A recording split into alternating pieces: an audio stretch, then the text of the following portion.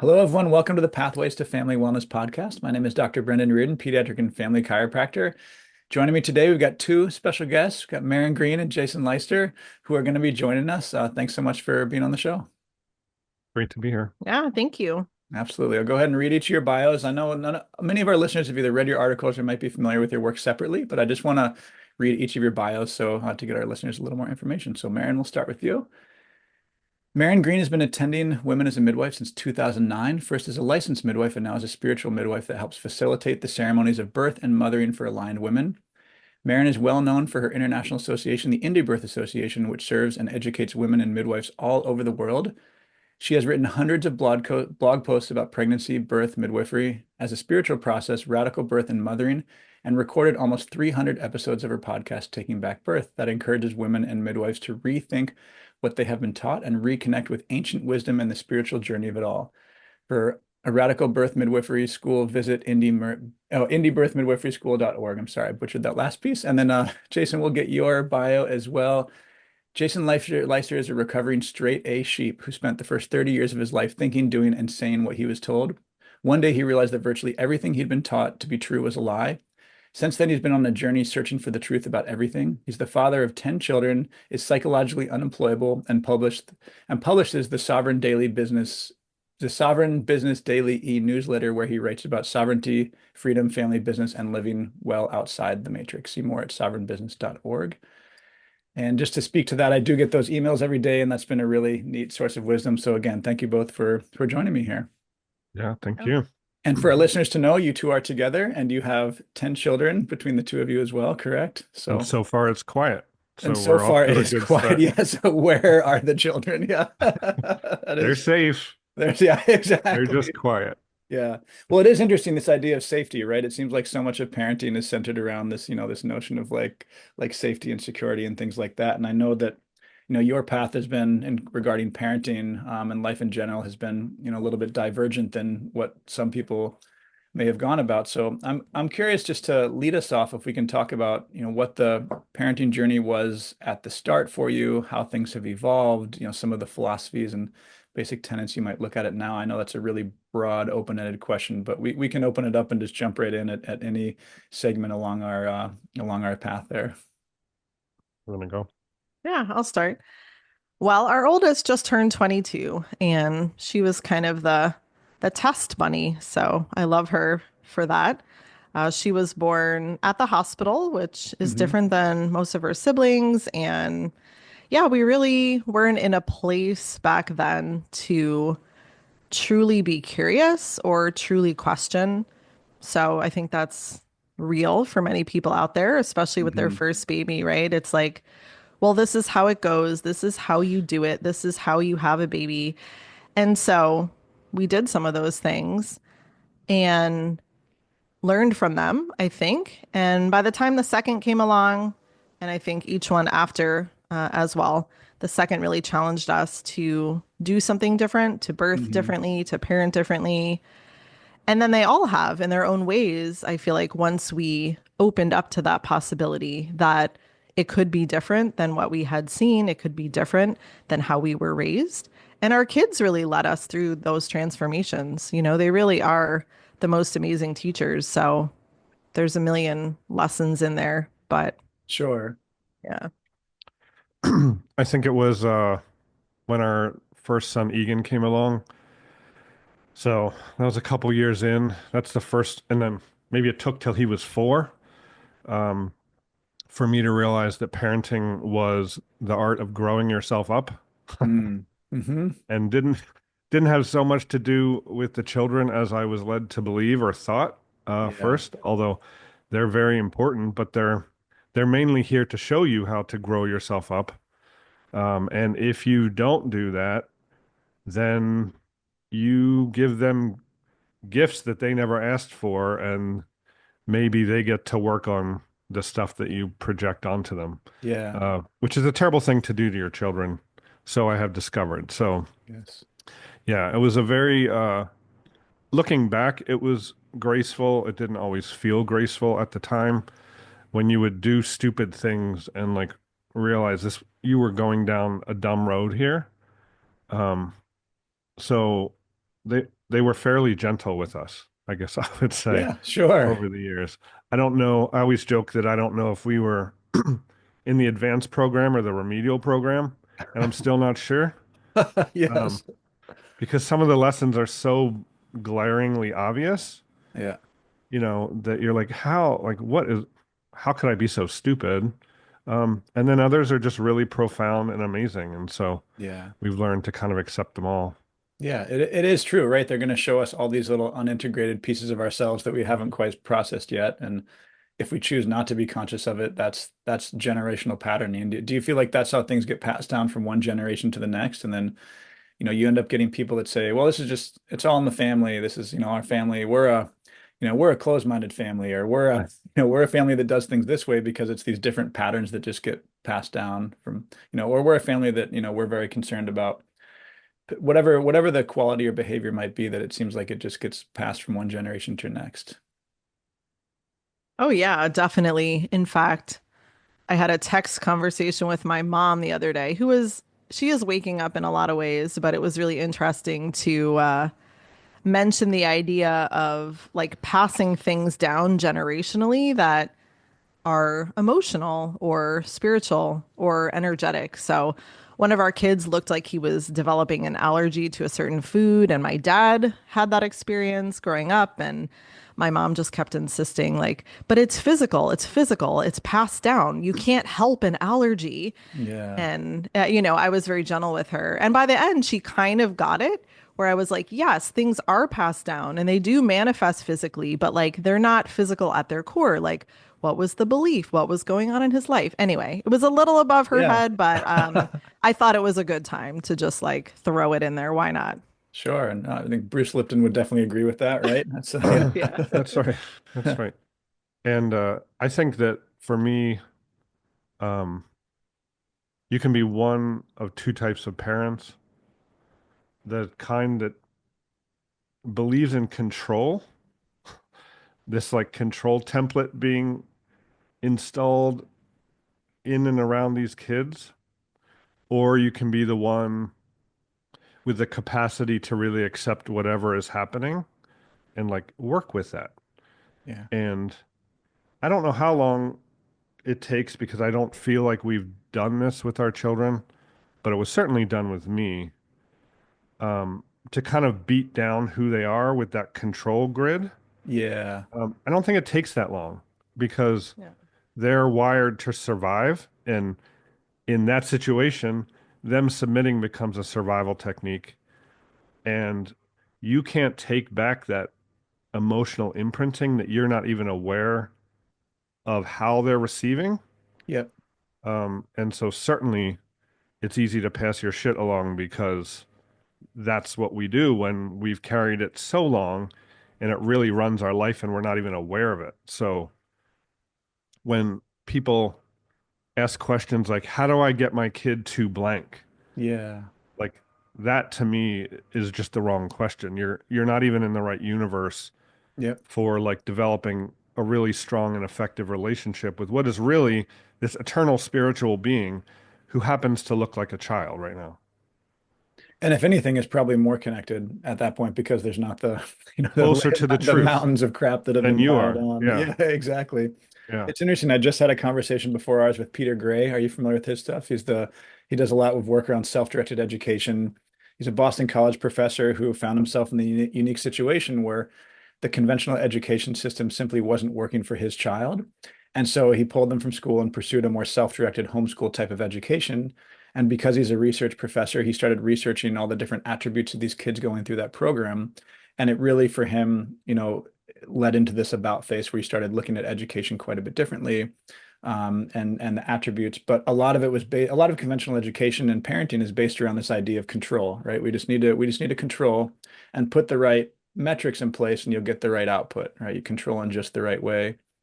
As a chiropractor, I see this in the healthcare universe where even going through school, I remember certain lecturers would give us information. I remember hearing and thinking, just like you had said, there's two types of parents, I would think like, well, it seems like there's two types of folks in healthcare as well, those that are looking to liberate the people they take care of, or those that are looking to control, right? So if we see issues going on with health as something that needs to be controlled and managed, then obviously we want to like have checks in place to control and manage that.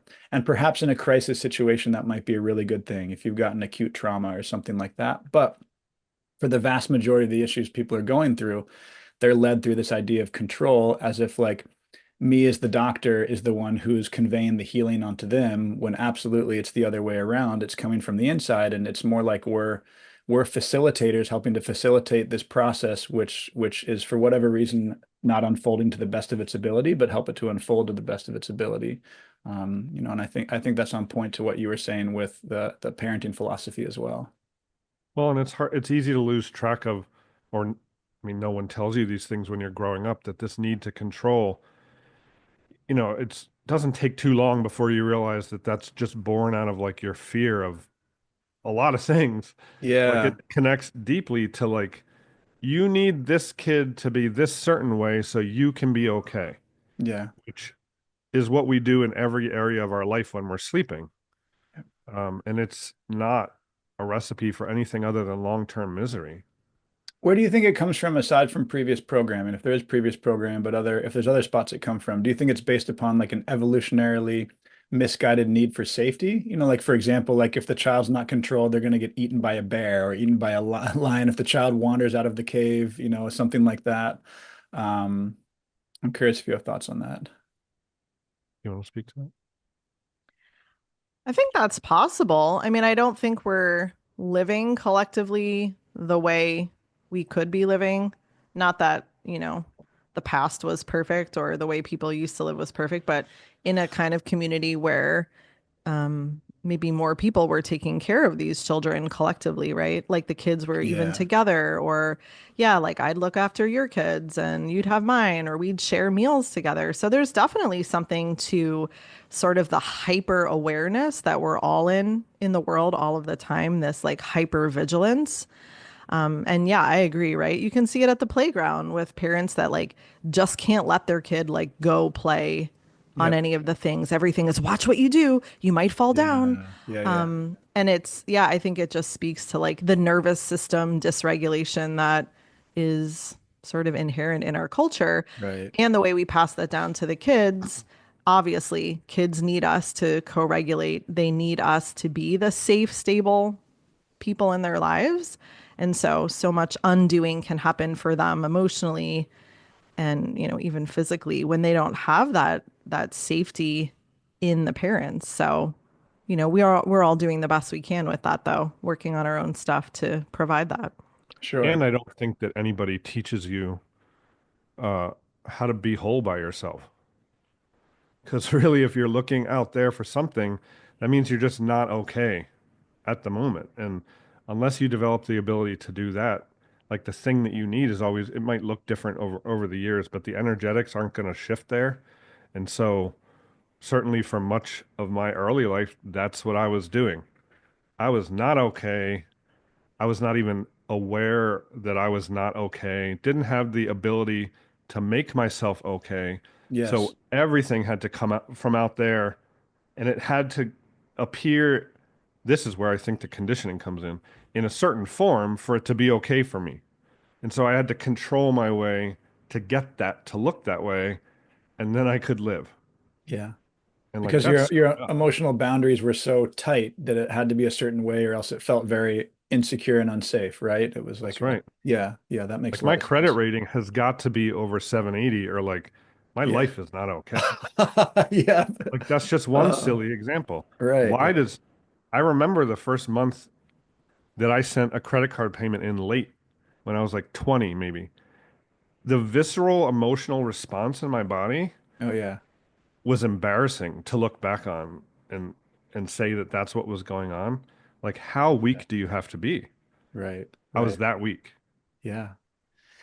I mean, it's we can all feel those in our lives in different ways, can't we? Like the different things that set us off that when you're in a different place, you can look back and you can like, wow, it is crazy how triggering that really innocuous thing, or you had in one of your I think in our last conversation you had mentioned, right, you get a letter from a three-letter agency, maybe it's the IRS or something like that, and then this letter comes in, and immediately you see the envelope, and your heart rate starts racing, your blood pressure goes up, you're like, oh, they're gonna get me, they're coming after me. Like finally they found out that I'm not okay, and they're gonna, and then they're gonna get me. And it's only like humorous in retrospect, looking back and seeing what a reaction that got out of us. And to let you know who's really driving the car at that point, right? Like who's in the driver's seat when that's happening. Yeah. The sad thing is you're still in the driver's seat, but Yeah. you took your hands off the wheel. Yeah. And like you're just watching as you're veering all over the road and wondering what's going on. Yeah. Yeah, like no one teaches people these skills, especially kids. And I think the only way you teach a child this is to show them. Like, Yep. and so now looking back, when that letter comes in, like we can see that that's an opportunity to deal with our shit. Doesn't mean we still don't feel something. It means that our response and perspective are totally shifted. Yeah.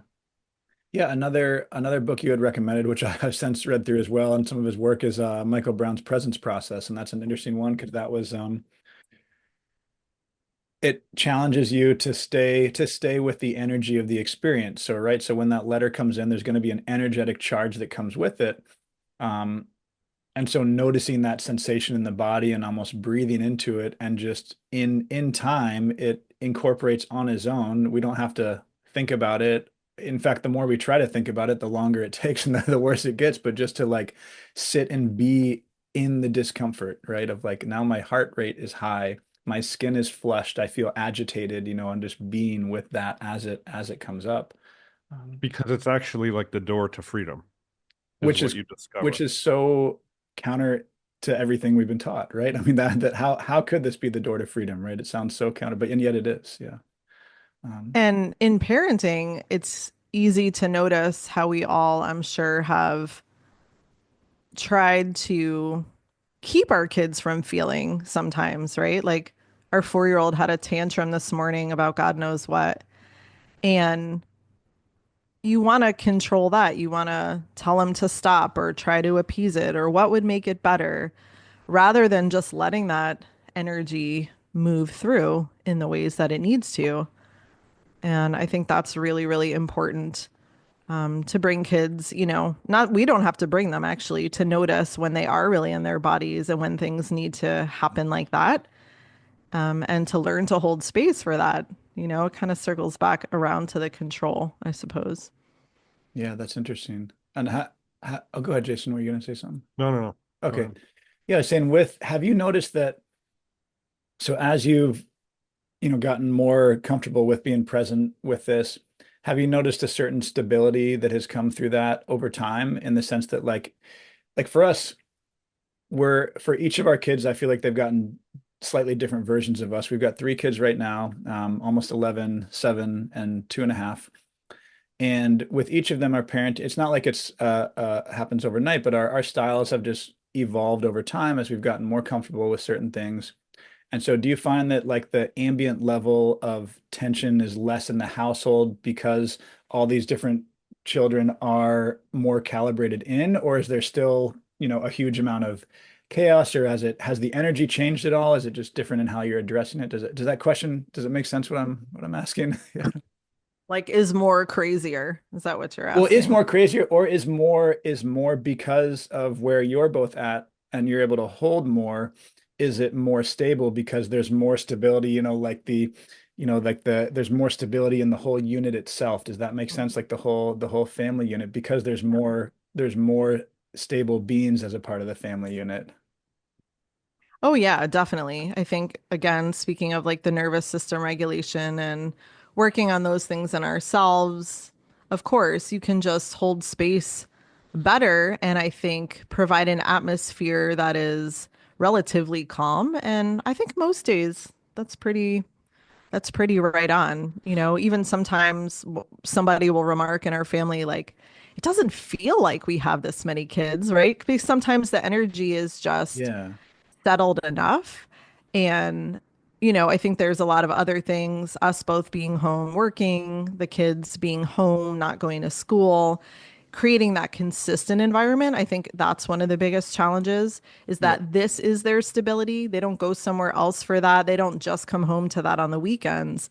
This is their stability. So, interestingly, we just had a teenage visitor for quite some time, one of my daughter's friends, and that was one of her remarks when she left us after a month, which I thought was really sweet. She really felt that, and she felt every time she came back to the house a stability and a ability to kind of settle in and a consistency. So I thought that was a Yeah. very nice compliment from her. Absolutely. Yeah. Yeah. Yeah, that definitely is. I think our container has gotten stronger. Yeah. Like we still have a bunch of firecrackers, but they used to get thrown in like a container made out of paper, and now they're in like a steel cauldron. Okay. And Yeah. so, and I think that we've demonstrated to our kids enough that they can freely express their will. Like we're not going to hit them. Yeah. They know that there's a line that won't be crossed with them. And I feel that like you can't say that to a kid. They won't get it. But, the flip side of that is they'll look at you and say, I'm not doing this, which would not would not have been tolerated like in my family growing up. Oh, Like sure. you do not say that. But I like kind of love it. I kind of love that. Like it's our daughter did this the other day. He told them I bought they her had all books these to read. books. These books that like, oh man, if you could just get some of these ideas in your head, you would save yourself like 30 years. Why would I read a book I don't want to read? That Well, was the question. she just looked right at him and very sweetly was like, I don't read books I don't want to read. Which one? So How old is this? Is this one? She's 14. Yeah. Yeah. Yeah. And, Yeah. she reads a lot. And, like, Sure. at first it's like kind of funny. And she said it to me and she wouldn't say it to him. So she Yeah. definitely felt a little bit weird. But I kind of loved it because, Yeah. I mean, even though you have the greatest intentions and your intention is to like save them time and effort, like that's also not ours to say in a way. Yeah. Like it's okay for us to present that. So we'll see. She may read them. Maybe she just needed to be heard about it. I have no idea. I also think that there's an enormous difference that we're learning about between doing things that make you feel like a good parent and being a good parent. Yeah, that makes a lot of sense. Like an outside in versus an inside out as well, or what it looks like. And whenever our kids have, act that way as well, feel I feel happy as a parent in certain ways because I'm like, all right, that's not what I wanted, but they're like strong, standing their ground. So I Yeah. feel like I'd much rather have a fiery, strong personality than a pushover that's just gonna do whatever they're told all the time, right? That's like It's the one drawback to like raising independent children is that there yes. seem to be no exceptions Yeah, to that all independence. three of our children are all strong leaders, and so I'm like, well, this is tough because now we've got a family where everyone's got very strong opinions and is very confident. So yeah, we were out on a trip in San Diego recently, and one of our good friends out there, they have six children between them, which compared to our three, I think like, well, that must be twice as hard and twice as much chaos. And they seemed so at peace around their kids. And so we were just getting together and I was questioning them because we had been having a really hard time that trip. And their comment to us was, well, you guys seem like you really care. And I was like, oh, well, and I understood what they meant. It's not that they don't care about their kids, but they weren't getting like triggered by their kids the way that we were. Like our kids, we were caring in a way that wasn't necessarily beneficial to anybody, right? It was like, if the child has a tantrum out in public, being so upset because you're like, well, how does this reflect on me as a person, right? Making it some ego thing of like, well, now this child's having a tantrum in a restaurant and I'm thinking that people are looking at me and thinking like, why can't that guy control his damn kid or, something like that. And, it really, that comment, I'm sure she just said it in passing, but it was really like for us was a very profound thing to say where I was like, they seem so peaceful with their six and we're here like all wound up with three, and I was like, how can that? And so maybe you can relate to that as well. Well, that's the one benefit of having so many. Like you're forced to come at it differently Yeah. instead of like there's no way you can micromanage the firecrackers. Like you have to just maintain the integrity of the container. Yep. So Yep. it's a completely different job that you're Yeah. doing. I mean, That's as a long as really, no yeah. one is getting hurt, that's kind of Yeah. the Yep. rule there. You can't hurt another person, but it's fun watching even the older kids kind of like learn how to flow. I mean, who knows how they'll parent, but like they're actually really good at some of the things because they've grown up with these Yeah. kids all around them. So, when the 4-year-old or 6-year-old does something crazy or says something crazy or rude or whatever, like we're all trying not to laugh, actually. Like Yeah. it's not too serious because we're just kind of all in it together. And, little Yeah. kids grow up and all the things. So it's actually, I think, kind of fun a lot of the time. The Yeah, other absolutely. possibility that we have dabbled with, the other solution is not to go to restaurants. Yes, that's We don't no, go there to is. We've experimented with that extensively. Yes. We have sworn off restaurants at times. So we only think when you have one, you think everything's so hard. So we had one at the time, and we were at this Mexican restaurant by us, and thinking like it would be really nice just to get some good Mexican food, get a margarita, and kind of chill out. And he was being so wild, he ran into the corner of a table with his head, and then he started crying, and he basically concussed himself. He started vomiting outside, and we're like, "Oh my Gosh. God!" And we're like, "We're not going to a restaurant ever again." Like this is never happening again. But our container was very weak at that point. It was, so do some of the older ones, you mentioned the container, and I think that's a great analogy. Do some of the older ones maintain the integrity of the container in one way or another because they've been in it for such a long time? It's like a self-containing container almost, if we're using that analogy. Yeah, they definitely do. And they all have different strengths as well. So I wouldn't say they're all naturals in the caretaking sense. I mean, of course, not everybody is, but a couple are. And yeah, they're really just naturally good at it. I'm sure they've learned from their siblings and from Yep. us, perhaps. But yeah, just really natural caretakers and kind of managing energy. Some of them seem really good at that, like emotional management. And they just sort of, one in particular, just kind of knows, you don't really get in too deep with any of it. You just, like Jason said, kind of hold the space and make sure no one Yep. gets hurt. Yep. And it just, keeps a really even energy. So, yeah, Yeah. it's really great. And I think that's where more kids for us has been easier than Yeah. when we only had two or three. Yep. They do have very different levels of willingness, however, in expressing this skill. Yeah. Some of them are just not as Well, interested, that's what I meant. yeah, in Yeah. being the mother duck while we're out for a few minutes. Sure. Um, Okay. and they let us know, Yep. uh, but it's no different than washing the dishes or anything else. But they're used to a different level of what people would call crazy. Like even that, you begin to like redefine what some of these words are. Yeah. Um, because for most of us, like what's crazy is our expectations. Like that's the insane part. And so when you're forced because you have so many kids to like you can't you couldn't deliver on your expectations just from a practical standpoint, but it just so you get forced to reimagine what this is supposed to look like. And the idea of like a kid screaming or yelling or saying an inappropriate thing, like that's being a kid. And Yeah. so, Yep. but we have all this weird stuff going on the minute like another adult is in the room or our family or like if we're Yeah. out in public, like now we have all that unresolved garbage to deal with, which is hard Yeah, I can depending how imagine. you grew up. Yeah, do you find that dynamic to be tricky, or do you feel like you're both pretty grounded and at this point, or maybe it comes and goes at times, right? To have like you mentioned the teenager that had stayed with you for a bit, just noticing the peace and calm in the family. But do you find it can be trickier if it's, things that are tied into your own past, let's say a family member comes to visit or anything like that. And I think it used to be trickier, as we yeah, continue to grow up. But also, our kids seem to have come in with this very strong, like, realization of that there's our family and there's the way we do things and there's the things we believe. And they very clearly see, like, kind of the mirage that the rest of the yep, world lives. I mean, even like our parents.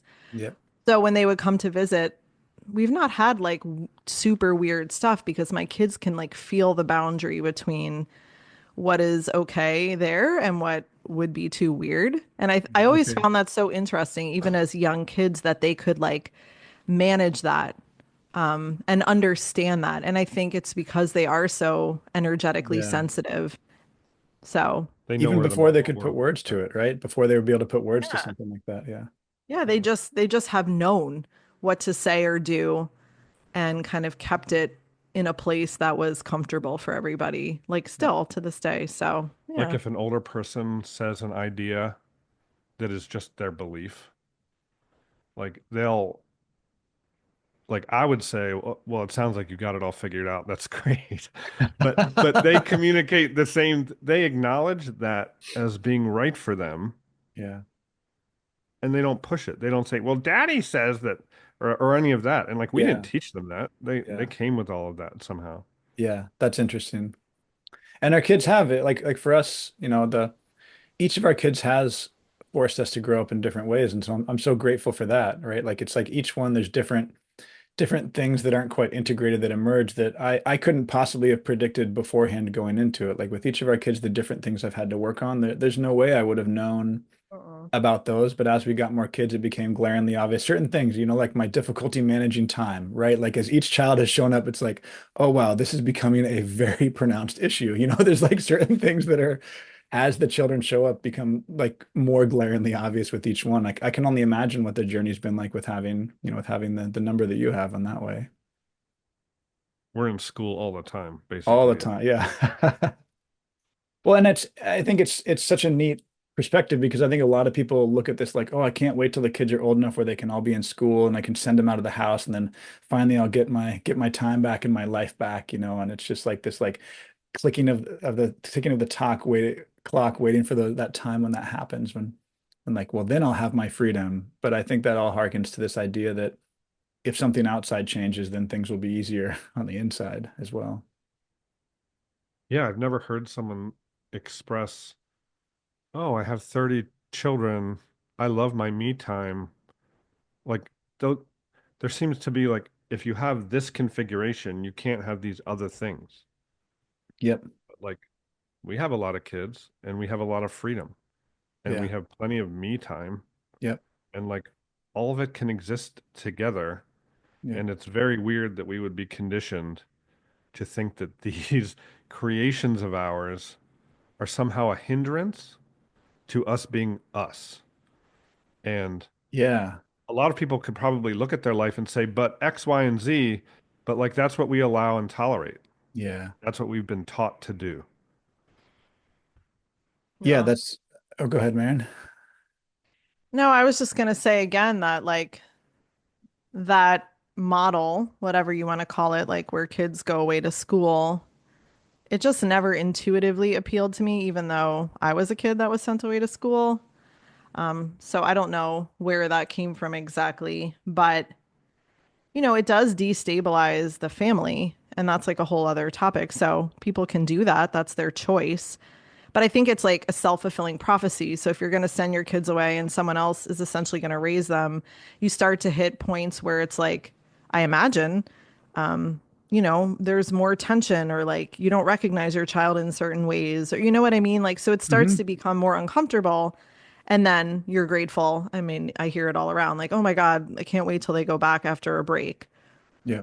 Maybe my parents felt that way too, but I think that just goes with that system of like this false independence and like again breaking up the family.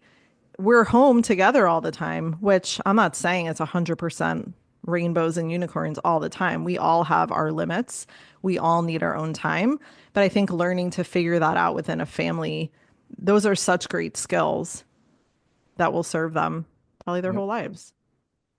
And do you find that there's certain things that are like essential for your health and well-being that we talk about that like me time, where there's certain things where as long as in a day you can make sure to carve out time for, let's say, a workout, a meditation, a walk in nature, something like that like, because I know for me personally, I'm like, okay, if I've gotten my workout in first thing in the morning, I'm a better parent. I'm a more friendly person to be around. I'm happier, things like that. So it's very important for me to like prioritize that time, but also like make sure I can get up early enough so it's not going to impact the rest of the family unit trying to do that thing. So I wasn't sure if that's something you can relate to as well. Um, Yeah, I mean, I've gotten out in the morning for a workout or a walk or whatever since our first child was born. I mean, I remember like leaving her just, at home with Jason while I walked for half an hour, and that felt mhm. weird the very first time. But Sure. I mean, really, I've done it every morning since, other than when I was in postpartum recovery, because yeah, I'm the same. If I don't kind of have that foundation of some kind of just gathering myself, just gathering myself, having some quiet, of course, getting exercise. Yeah, I feel like I'm a lot less nice to be around. But Jason is so great in holding that down every morning. He makes breakfast every morning. The kids know that I'm gone for an hour to two, and that's the way it goes. Yep. Awesome. Yeah. I think we've all been trained, I certainly was growing up, to like forget who's in charge. So if you're in charge and you choose to give up ownership of your time between 9 and 5 every day, like there are consequences for that decision. Mm, That if you start complaining about them, that's a very odd thing because you're in charge. And if you don't want to trade your time like that, then you're in charge of figuring out how to not do that. yeah. But to like feel like you're stuck in this thing that you don't have any control over, I think creates way more problems in somebody's life because then now you're sailing along with this like subdued, subtle, I'm a victim thing and Yep. I need my time. And like it just goes south from there. And then you kind of, especially with a spouse or something, then you start keeping score. Well, I did this and she did this. And like, but really the issue is that like you didn't make the decisions that are in line with what you want. Yeah. And so go fix that. Yep. And that may take a while. For us, it was extremely rough and bumpy, but like, why not do that? It's your life. Why would you live it arguing for why you're stuck and can't do X, Y, or Z that you want to do? And you mentioned rough and bumpy, like how so? What did that, what did that look like? If you care to share the details. Did you know you could wake up with a checking account overdrawn by $900? Like when you didn't even have any money in there? Like I didn't, but there it was. And then the rent check bounced. And like, Yeah. so it was years of like, I didn't go to school to figure out how to be valuable to the world. Yeah. I went to school to learn how to be picked Mm, by the people that I gave control of my life to. And it was a yeah. very small sliver of society.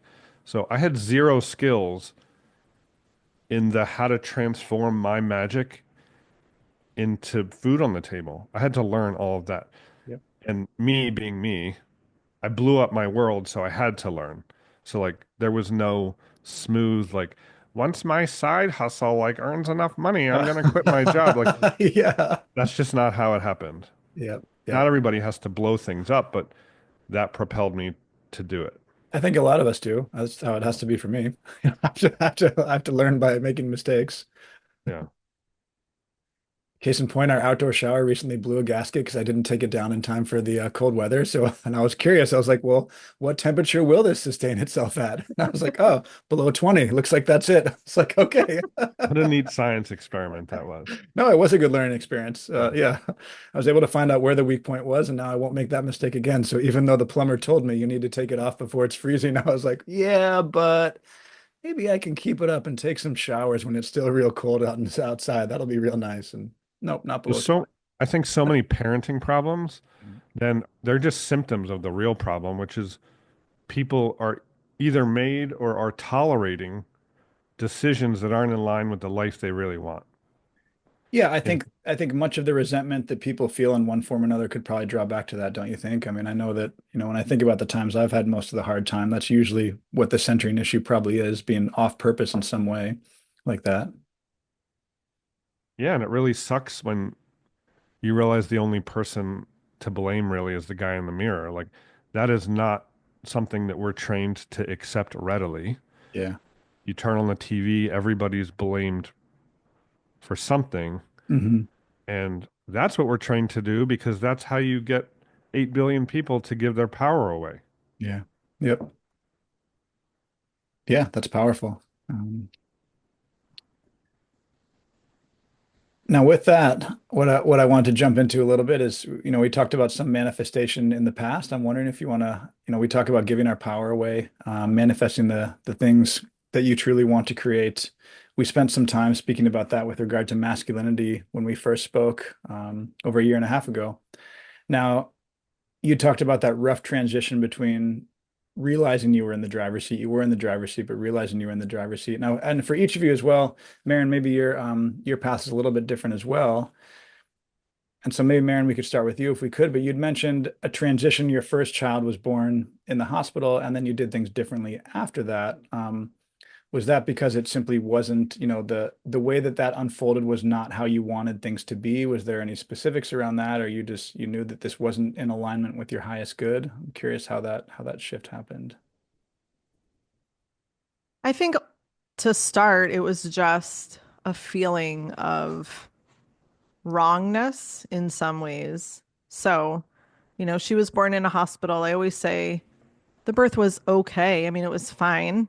She was born Okay. vaginally. Yeah. And like I always tell her too, it was a great birth and she taught me so much and all of that. But I think it just left me wanting more and honestly traumatized. And I don't think I really knew what that was at the time. So she was born vaginally, but they took her right away, Hmm. to the NICU. They said, I don't even know. I don't even know what the real story was. Either does Yeah. Jason.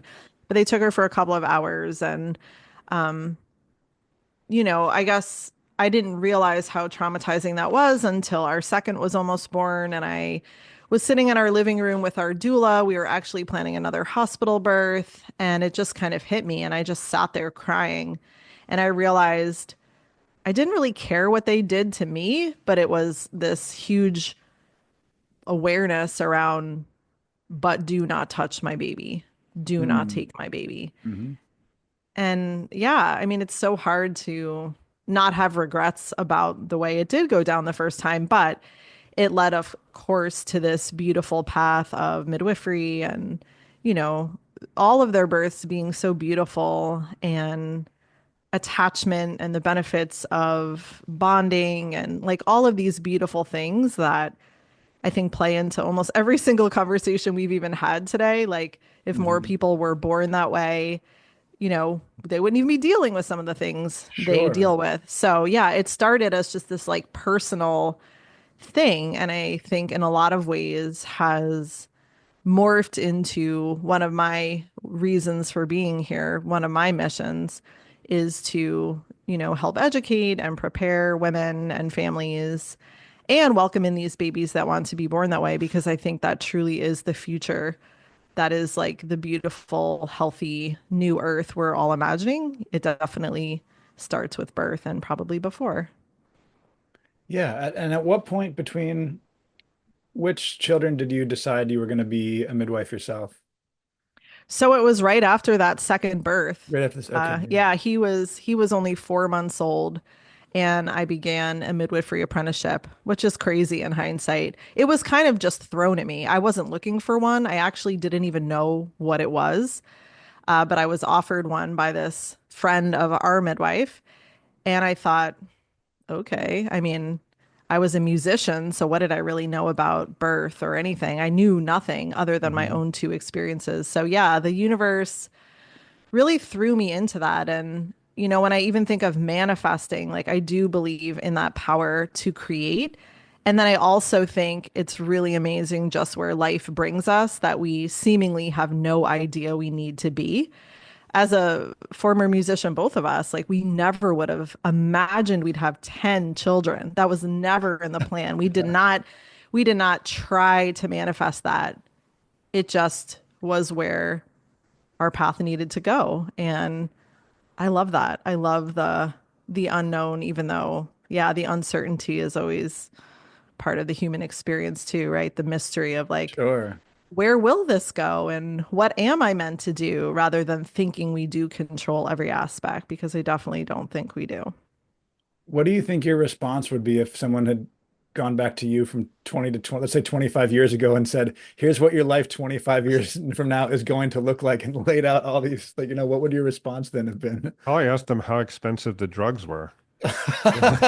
Yeah. Oh, that's funny. Yeah. Yeah. Oh my gosh. Like, yeah, it would have sounded, I can't even fully like appreciate how crazy it would have sounded.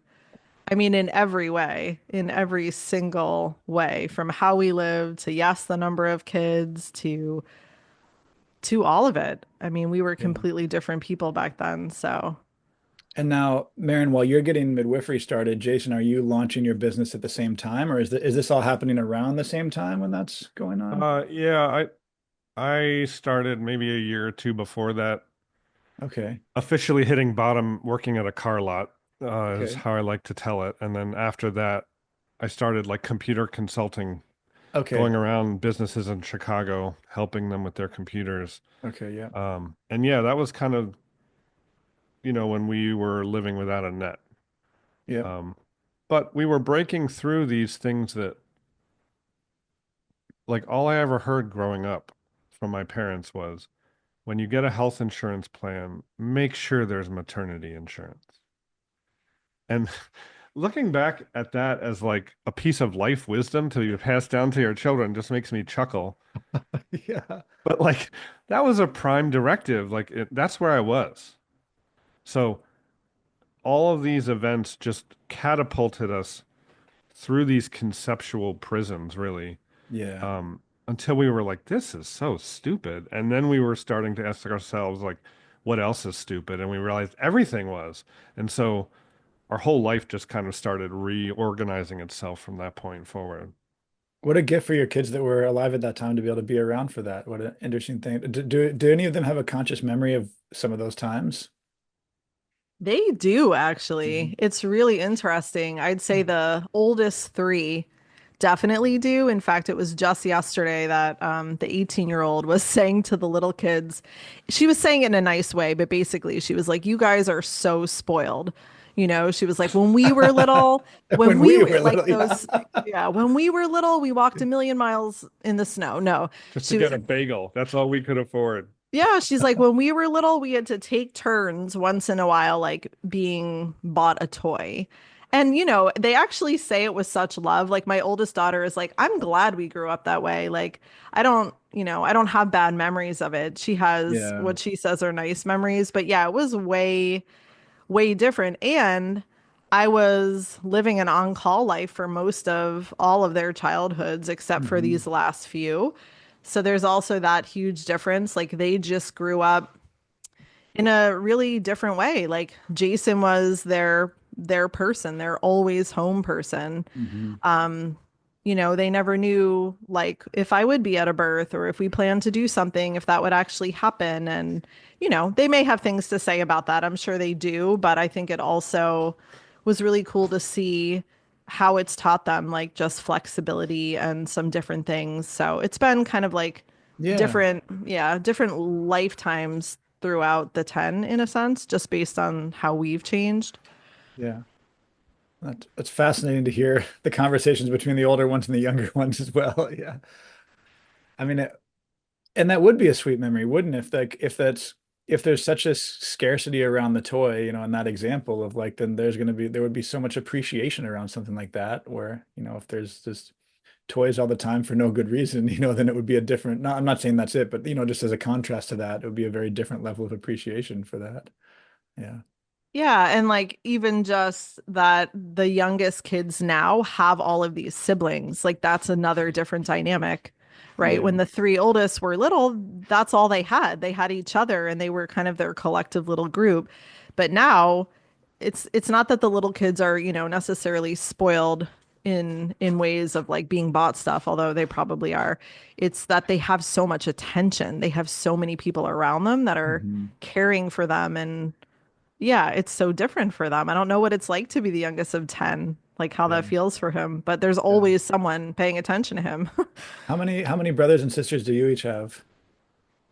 I just have one sister. Okay. Yep. I had three. I had one brother and two sisters. Okay. Yep. Gotcha. Now, this is always a question that I love to ask, does the desire to bring a child into the world and have another child ever go away at some point? Like in our practice, we take care of a lot of different families, some smaller families, some larger families. And some of especially usually the moms will say, once I had child X, 2 or 4, whatever it is, like I felt whole, complete, like it was like that was the end. And others say, no, the desire never goes away. Usually ones from the larger families are like, no, there's always this desire to bring new life, or they might, feel these little souls floating around, like waiting to be brought into the world or something like that. So I'm curious if you could speak to that. Yeah, I have not had the experience of that going away. And I Yeah. think being in a world of birth and women anyway, that I constantly have babies around me, whether or not they're mine. They're Yeah. always there. But yet, I think there is something that's come up for me and maybe other women in this spot where, you mentioned just kind of being complete. And I think it's easy to feel that way at certain times in a sense. Yeah, like both, like that this is complete, that this is enough because it is, we're living it and it's beautiful and it's perfect the way it is, right? But also, like, if that door were to open, we welcome that as well. Hmm. So, Yeah. yeah, it's just interesting as someone that's birthed all these people to consider not like having that identity. So that's Yeah. where the wholeness and all of that comes in, because it's been a part of my life, of our lives for, gosh, 22 years now. Amazing. Yeah, we do tend to see more of it with our birth work, folks that work in the birth world as well, of like just always wanting to be around more birth in a certain way because it's such a beautiful process. Yeah. And if you're looking for a shortcut to meaning, I can't think of too many other ways Oh, to absolutely. get there more quickly. Yeah. Oh, yeah. No, I agree 100%. We feel that as well. It goes through ebbs and flows where, our kids are some decent spacing. There's 3.5 years between one and two, close to 5 years between two and three. Um, and we've certainly gone through different phases of that where you feel like, yeah, this feels like pretty whole and complete. And then other times where, especially if we're taking care of a baby in the practice, this 3-week-old baby in the practice coming in, you look at like, oh, it's there it comes again. We gotta want to have one of these of our own. Yeah. Get baby fever many times. Yeah. Yeah, my bad. Yeah. Yeah. Yeah. Yeah. Um, well, I wanted to see there's so much ground we could cover. Is there anything else we want to talk on about parenting, manifestation, birth, anything like that? Like we could talk about this for days, I'm sure, but I just wanted to see if there's any other particular topics you both wanted to cover. Well, we have manifested a new podcast together. I don't know if you're aware of that, Awesome. but yeah, it's Yes, no, called actually, Raising 10 Kids. it's called Raising 10 Kids. Super cool. Okay. Now, is it the Yeah. two of you chatting together? Do you have guests Just on the like show? What is this. that? No, it's just us, and sometimes the dog makes an appearance. Will the kids come in do cameos as well? Eventually, I bet Yeah. they will show up. Yes. Yeah. Okay. That's really neat. So just called Raising 10 Kids. Can you find that on most of the podcast places as well? Like iTunes, Spotify, et cetera. Okay. Yes. Yeah, it's all Awesome. over. Yeah, that's great.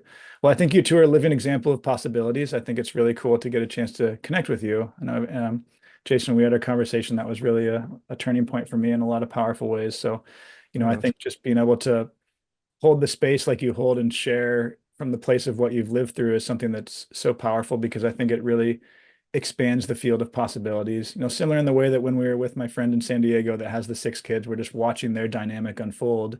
And you start to kind of question some of your underlying tenets about, like the idea that, well, this is just going to be constant struggle and that's what we're going to do versus no, like, no, this can be such like a beautiful flowing process that unfolds in a really amazing way as well.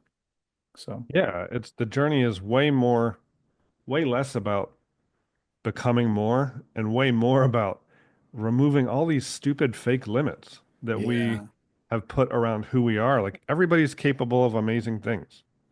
They Yep. should start saying that in first grade. Wouldn't that be cool? Yeah. There Totally it different is. world. Yeah. Yes. Yeah, that's it. You're awesome. Go home. You graduated. Yeah, go play. Yeah, go play. That's it. Yeah. That's it. Very cool. Thanks so much. Are there any other ways that our listeners can connect with some of your work? My website is maringreen.co, not .com, Okay. .co. Okay. And you can find my work at sovereignbusiness.org. I have a long running daily email Yep. newsletter that started out as a marketing thing and became self therapy. And so now it continues for everybody's benefit. And it's amazing. We had a conversation before we were recording, and Jason had let me know that there is a daily email that gets sent out, and those are done in real time, which is amazing to me. I know a lot of people in the business world kind of like front load things, and they might sit down for a weekend and be like, I'm going to crank out 65 different emails and then we're going to send them out one day at a time and that's going to be it. But you had said this happens daily in real time and Yeah. the Today's timestamp. happened between the bacon burning and the sourdough coming out of the toaster. And the So timestamp that it's on it is the actual time that that came out, right? That yeah, is, I'm sitting right there at the kitchen table that's amazing. Yeah. watching who knows what. I love it. And you've got a blog as well, Maryn. So, right, for folks to connect with, is that on your website?